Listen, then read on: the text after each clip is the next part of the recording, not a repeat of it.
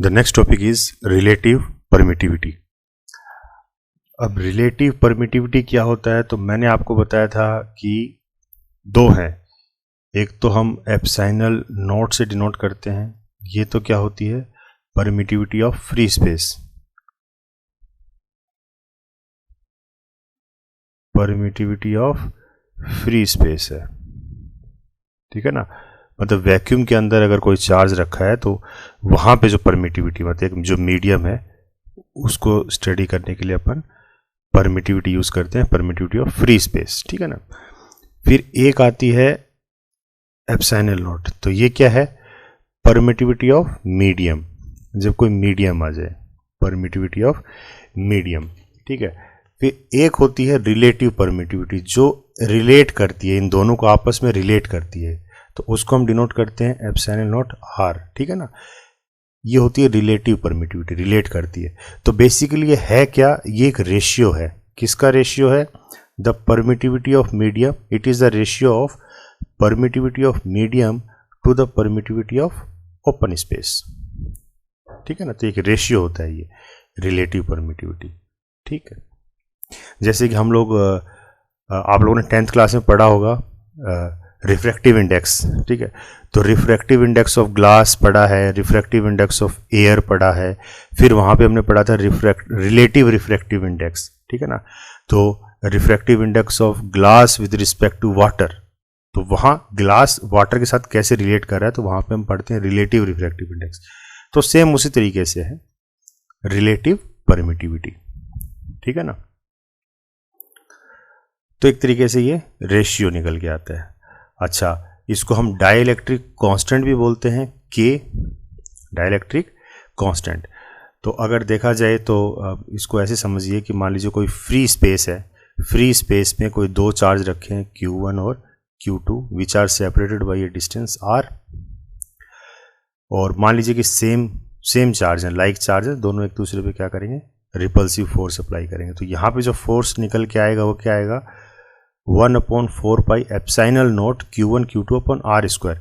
तो epsilon not आ रहा है, क्यों, क्योंकि फ्री स्पेस की बात हो रही है।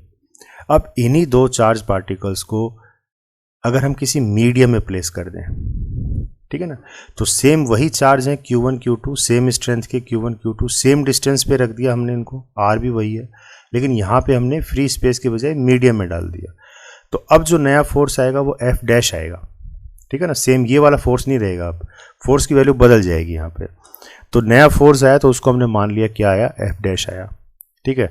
तो दोनों ही फोर्स कैसे होंगे, इक्वल एंड अपोजिट होते हैं, तो F डैश, तो F डैश की वैल्यू क्या होगी यहाँ पे, 1/4 पाई एप्सिलॉन, ठीक है ना। एप्सिलॉन हम किस लिए यूज करते हैं, when there is a medium, तो epsilon Q1 Q2 upon R square. तो ये है। अब इन दोनों को अगर हमें रिलेट करना हो, इस F को और इस F डैश को रिलेट करना हो, तो कैसे करोगे, इसका रेशियो निकाल लेते हैं, इसका रेशियो निकाल लेते हैं। तो F, या ये कह लो कि equation, this is equation 1 and this is equation 2। तो when equation 1 is divided by equation 2, जब इनको डिवाइड करेंगे तो F1 अपॉन F डैश किसके बराबर हो जाएगा, तो ये सब कुछ कट जाएगा, देखिए इसमें सिर्फ क्या बचेगा ये, तो हमारे सामने आएगा एप्सिलॉन अपॉन एप्सिलॉन नॉट, ठीक है ना, ये बचता है। और यही अपनी क्या है, रिलेटिव परमिटिविटी है, और या फिर ये कह लो कि डाइलेक्ट्रिक कांस्टेंट भी है, मतलब इसको हम K से डिनोट करते हैं, ठीक है। तो ये चीज़ कहना चाह रहा है, ये है अपनी रिलेटिव परमिटिविटी, ठीक है। तो अगर मैथमेटिकली तो ये हो गया, और इसको अगर थ्योरेटिकली बताना हो तो थ्योरेटिकली कैसे बताओगे, तो it is the ratio of force between the two charges kept in free space to the force between same two charges kept in medium. इसी तरीके से परमिटिविटी के हिसाब से भी बता सकते हो, तो it is the ratio of permittivity of medium to the permittivity of free space, ठीक है ना। तो denoted by epsilon not R, और you can say denoted by K।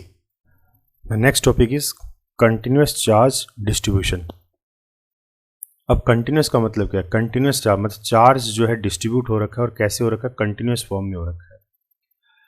तो देखिए as per quantization of charge क्या कहता है कि चार्ज जो है वो इंटीग्रल मल्टीपल है किसी भी बेस चार्ज के, ठीक है ना। इंटीग्रल, इसका मतलब क्या हो गया कि चार्ज जो है वो कैसा है, डिस्क्रीट फॉर्म में। अब डिस्क्रीट फॉर्म में क्या हुआ कि कोई भी मान लीजिए शीट है, ठीक है ना, कोई भी एरिया हमने ले लिया और उस पर चार्ज जो है वो इंडिविजुअली डिस्ट्रीब्यूट हो रखा है, plus Q minus Q plus Q minus Q, मतलब इस तरीके से डिस्ट्रीब्यूट हो रखा है, ठीक है ना। तो ये सब इंडिविजुअल है, मतलब कैसे है, डिस्क्रीट फॉर्म में है, ठीक है ना, डिस्क्रीट इन नेचर। तो charges are discrete in nature but if we see them at a macroscopic level.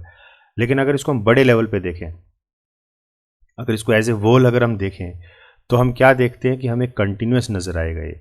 इसको आप ऐसे समझिए जैसे कि छोटी छोटी गाड़ियाँ खड़ी हैं किसी रोड के ऊपर, एक जैसी गाड़ियाँ खड़ी हैं, ठीक है ना, सेम है, एक जैसी गाड़ियाँ खड़ी हैं। मान लीजिए आप कोई भी सेम मॉडल की कार्स खड़ी हैं एक स्ट्रेट रोड के ऊपर, तो जब आप इसको पास में से जाके देखोगे तब तो आपको डिस्क्रीट अलग अलग कार नज़र आएंगी, ठीक है ना, आप इनको काउंट कर सकते हो। लेकिन जब इसी इमेज को जब आप बहुत दूर से देखते हो, ठीक है, तो आपको ये कंटिन्यूस एक लाइन नज़र आएगी, एक कंटिन्यूस आपको लाइन नज़र आएगी, ठीक है ना, कंटिन्यूस। तो वही बोल रहा है कंटिन्यूस चार्ज डिस्ट्रीब्यूशन, ठीक है। अभी इनको हम मान लेते हैं कार क्या है, इंडिविजुअल चार्जेस हैं, लेकिन जब इसको हम एज ए मैक्रोस्कोपिक लेवल पे देखते हैं तो ये हमें कंटिन्यूस एक लाइन में एक लाइन नज़र आती है, ठीक है ना। तो वही कह रहा है ये। तो इसी बेसिस पे हम डेंसिटी डिसाइड करते हैं कि डेंसिटी क्या होगी, मतलब चार्ज कितने तरीके से डिस्ट्रीब्यूट हो सकता है और पर यूनिट उसकी डेंसिटी क्या होगी, ठीक है। तो इसी में हम इसको स्टडी करते हैं फर्दर, चार्ज डेंसिटी क्या है ये, चार्ज डेंसिटी। तो चार्ज डेंसिटी होता क्या है, चार्ज पर यूनिट डायमेंशन। तो एक यूनिट डायमेंशन के अंदर कितना चार्ज है, ठीक है ना, वो। तो तीन तरीके से अपन देखते हैं, एक तो लीनियर चार्ज डेंसिटी, जिसको हम लैम्डा से डिनोट करते हैं। एक होता है सरफेस चार्ज डेंसिटी या कह लो एरिया चार्ज डेंसिटी, जिसे हम सिग्मा से डिनोट करते हैं। और एक होता है वॉल्यूम चार्ज डेंसिटी, जिसे अपन रो से डिनोट करते हैं, ठीक है ना। अब ये तीनों हैं क्या, तो लीनियर बोले तो लेंथ वाइज। तो अपन मान लेते हैं कि चार्ज जो है वो लेंथ वाइज मतलब लीनियरली डिस्ट्रीब्यूटेड है, ठीक है ना, लेंथ वाइज लीनियरली चार्ज जो है अपना डिस्ट्रीब्यूट हो रखा है, ठीक है। कोई भी लेंथ वाइज चार्ज जो है इस तरीके से डिस्ट्रीब्यूट हो रखा है, मतलब प्लस प्लस सेम चार्ज मान लो, ठीक है। आप माइनस भी ले सकते हो, प्लस माइनस भी ले सकते हो, कुछ भी ले सकते हो, कुछ इस तरीके से चार्ज डिस्ट्रीब्यूट है। सेम जैसे कार के मैंने एग्जांपल दिया था, कार जिस तरह से रखी है। तो अब अगर आप दूर से देखोगे तो आपको एक कंटिन्यूस लाइन में नजर आएगा ये चार्ज, ठीक है। तो अब डेंसिटी अगर आपको देखनी है तो एक यूनिट एरिया में, एक यूनिट एरिया के अंदर, एक यूनिट एरिया में कितना चार्ज डिस्ट्रीब्यूट हो रखा है वो अपने को बताता है लीनियर चार्ज डेंसिटी, ठीक है ना। तो मान लीजिए टोटल के ऊपर जो चार्ज है वो क्यू अमाउंट का चार्ज है, तो स्मॉल एरिया में जो चार्ज होगा वो क्या होगा, डी क्यू होगा, ठीक है ना, स्मॉल चार्ज डिफरेंशियल फॉर्म में। और मान लीजिए कि जो टोटल लेंथ जो है वो भी कितनी है, एल है। तो इसकी लेंथ कितनी होगी, स्मॉल लेंथ डी एल होगी, ठीक है ना। तो यही निकल के आता है। तो लीनियर चार्ज डेंसिटी को अपन लैम्डा से डिनोट करते हैं, तो लैम्डा क्या हो जाएगा आपका, charge per unit length D Q upon D L, ठीक है ना। तो ये चीज़ है D Q upon D L. तो ये तो हो गई लीनियर चार्ज डेंसिटी। इसी तरीके से होता है सरफेस चार्ज डेंसिटी। मान लीजिए कि आपका चार्ज जो है वो लीनियरली ना होके एक एरिया वाइज डिस्ट्रीब्यूट हो रखा है, ठीक है ना, एक एरिया में आपका चार्ज जो है पूरा डिस्ट्रीब्यूट हो रखा है, तो जिसका टोटल एरिया है अपने पास ए। तो अब इसमें अपन एक स्मॉल पोर्शन देखेंगे कि इस स्मॉल पोर्शन में चार्ज कितना है, तो ये स्मॉल एरिया कितना हो गया अपना डी ए, ठीक है ना। और टोटल पे चार्ज जो था अपना था क्यू अमाउंट का चार्ज है, तो इस स्मॉल एरिया में चार्ज कितना हो जाएगा आपका डी क्यू, ठीक है। तो अब इसका देखेंगे तो charge density per unit area ना, तो इसको अपन सिग्मा से डिनोट करते हैं, ठीक है। तो ये क्या हो जाएगा, चार्ज पर यूनिट एरिया, ठीक है, D Q upon D A, charge per unit area. इसी तरीके से हमारे पास वॉल्यूम चार्ज डेंसिटी आता है। तो वॉल्यूम चार्ज डेंसिटी क्या होता है कि चार्ज पर यूनिट वॉल्यूम कितना होगा, चार्ज पर यूनिट वॉल्यूम कितना होगा, ठीक है ना। तो ये जैसे मान लीजिए पूरा का पूरा वॉल्यूम है, ये वॉल्यूम अपना V है और इसमें स्मॉल वॉल्यूम जो हमने dV लिया है, नेट चार्ज इसके ऊपर कितना है, Q है, लेकिन स्मॉल पोर्शन में चार्ज कितना होगा, dQ, ठीक है। तो इसको हम डिनोट करते हैं रो से, इस सिंबल को अपन बोलते हैं रो, RHO, रो, ठीक है ना। तो रो क्या हो जाएगा, चार्ज पर यूनिट वॉल्यूम, ठीक है। तो ये 3 बेसिक कॉन्सेप्ट हैं, अपने आगे काफ़ी काम आएंगे ये, तो ये चीज़ आपको ध्यान रखनी है।